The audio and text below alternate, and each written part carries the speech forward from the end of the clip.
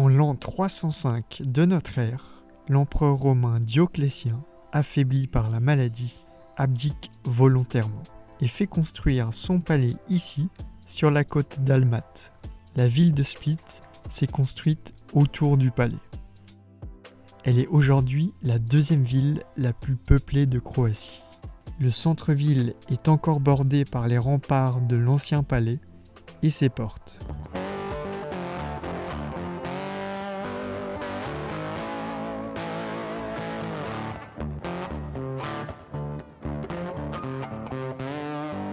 Me voici sur la célèbre Riva. C'est une balade qui se trouve juste en bord de mer. C'est assez touristique, il y a beaucoup de bars et de cafés, mais le cadre est très agréable.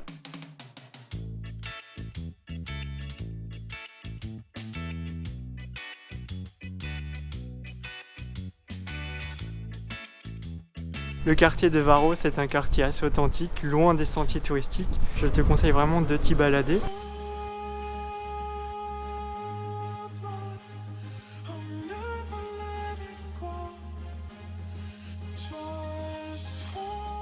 Je suis au pied des escaliers, je vais grimper jusqu'à la colline Marjan. Apparemment, il y aura une très jolie vue d'en haut.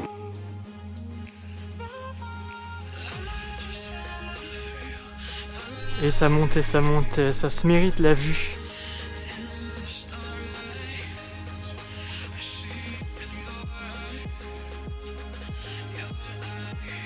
Je me trouve ici sur le belvédère du Télégrain, et son nom vient de télégraphe, une petite influence française.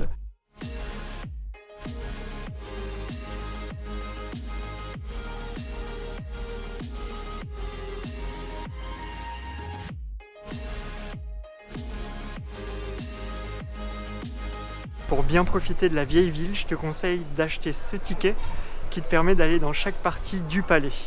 La crypte, le baptistère, le mausolée, le campanile.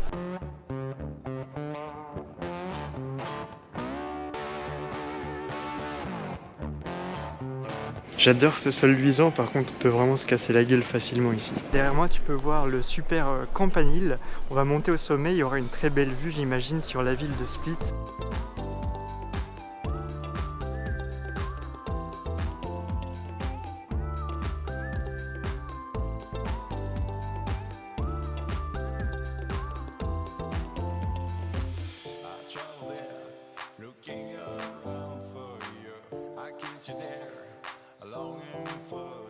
Sachant qu'il a été le dernier empereur romain à persécuter les chrétiens, c'est assez ironique de savoir que le mausolée de l'empereur est devenu la cathédrale Saint-Domnius.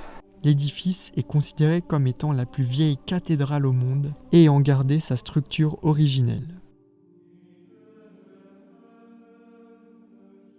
Le mausolée est converti en église au 7e siècle, le sarcophage de l'empereur a été détruit et ses restes ont été jetés. Je vais descendre dans la crypte Saint-Lucie, qui est une martyre du temps de l'empereur Dioclétien. C'est parti!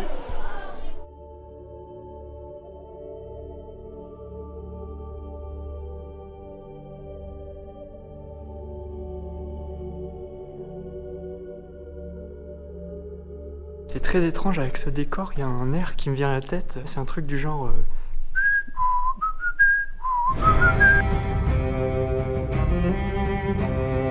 Et on termine par le temple de Jupiter, qui a été transformé en baptistère. L'empereur se prenait pour le fils de Jupiter, ce temple était dédié à cette divinité. Et sur ce magnifique plafond, il y a 64 visages aux humeurs différentes.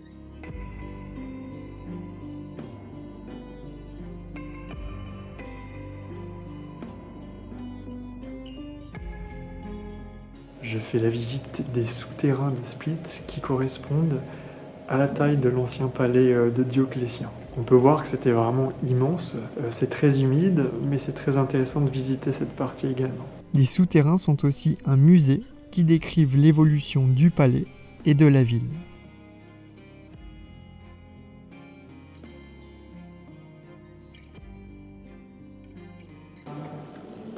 Impressionnant.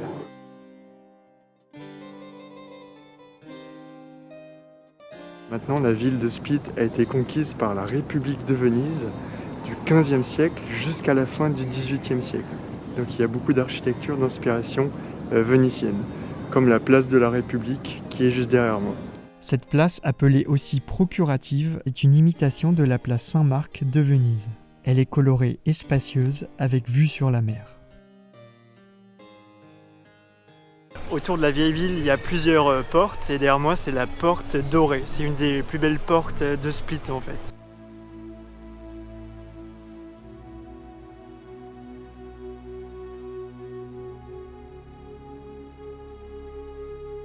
C'est marrant, on peut voir sur les remparts qu'il y a des habitations qui ont été construites pour gagner de la place. Cette statue de 8 mètres, réalisée par le sculpteur le plus célèbre du pays, Ivan Mestrović, représente un évêque médiéval qui s'est battu pour que les messes soient faites en langue croate et favoriser l'expansion du christianisme. Il est devenu un symbole patriotique. Ça porte chance de toucher son orteil. Je suis sur la très sympathique place du Peuple, avec l'ancien hôtel de ville et la tour de l'horloge.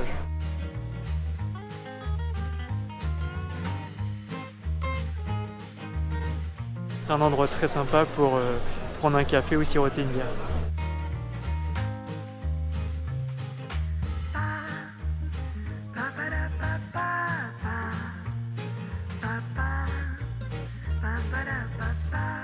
Vraiment atroce le réveil à 6h du matin, mais ce que je voulais voir c'était les rues de Split complètement vides avant l'arrivée des touristes. Regarde-moi ça. C'est l'heure d'être un petit peu chauvin. De 1805 à 1813, Split a été gouverné par la France de Napoléon Ier. C'est le général Marmont qui a fait construire cette première rue moderne de Split. Et c'est pour ça qu'on appelle cette rue la rue Marmont-Tova.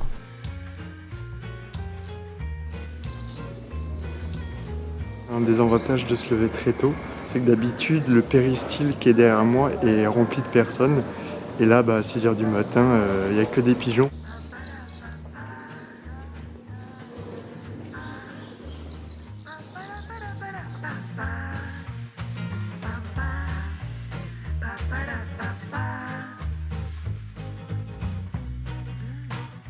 Au niveau de cette cour bordée d'arcades, on voit l'entrée des anciens appartements de l'empereur. Dans cette rotonde à ciel ouvert, les gardes se nichaient dans ces alcôves. Alors c'est très touristique, il y a beaucoup de monde, mais ça reste très intéressant. Je vais te montrer un sphinx qui a plus de 3000 ans.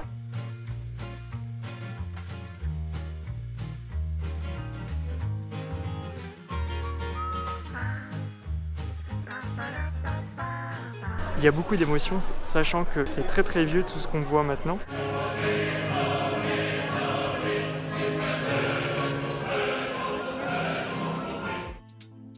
Dans la prochaine vidéo, je vais te montrer que faire aux alentours de Split. Ville, parc national, excursion sur les îles, plage, ça va être du lourd. Surtout, abonne-toi à ma chaîne et à très bientôt pour une nouvelle vidéo. C'est décidé, je porte plainte contre la langue croate, c'est trop compliqué à prononcer.